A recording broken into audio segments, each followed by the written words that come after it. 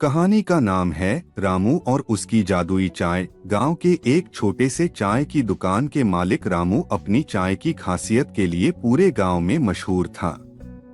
उसकी चाय में एक अनोखा स्वाद था जो लोगों को बार बार उसकी दुकान पर खींच लाता था।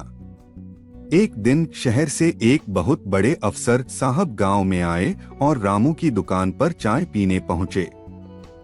अफसर साहब ने चाय की चुस्की लेते ही मुस्कुराते हुए रामू से पूछा, रामू भाई, तुम्हारी चाय इतनी खास कैसे है?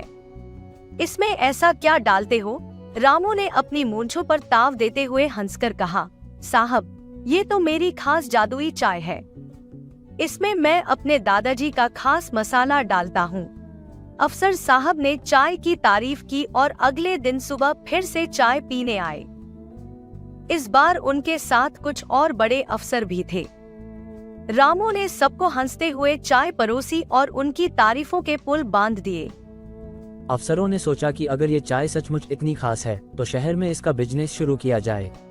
अगले ही दिन रामू को शहर बुलाया गया। रामू के लिए ये सब किसी सपने जैसा था। शहर के बड़े होटल में उसे चाय बनाने के लिए कहा गया। रामू ने सोचा कि अगर उसकी जादुई चाय यहाँ भी लोगों को पसंद आए तो उसकी किस्मत चमक जाएगी। रामू ने अपनी चाय बनाई और सबको परोसी। सबने चाय पीते ही वाह वाह करना शुरू कर दिया। सब अफसर बहुत खुश हुए और रामू की तारीफ करने लगे। लेकिन तभी एक बच्चे ने कहा, रामू काका, ये तो वही चाय है जो मेरी माँ भी बनाती है। इसमें खास क्या है? रामू ने हंसते हुए कहा, बेटा, खास कुछ नहीं है, बस मैं इसे प्यार और खुशी से बनाता हूँ। अफसर साहब ने भी हंसते हुए कहा, रामू, यही तो तुम्हारी जादुई चाय का राज है। तुम अपने दिल से चाय बनाते हो, इसलिए इसमें जादू है। रामू को समझ में आ गया कि उसकी सफलता का राज उसकी सच्चाई और खुशी थी जो वह अपनी चाय में मिलाता था। इसी तरह उसकी जादुई चाय की कहानी पूरे शहर में मशहूर हो गई और रामू की दुकान पर लोगों की भीड़ उमड़ने लगी।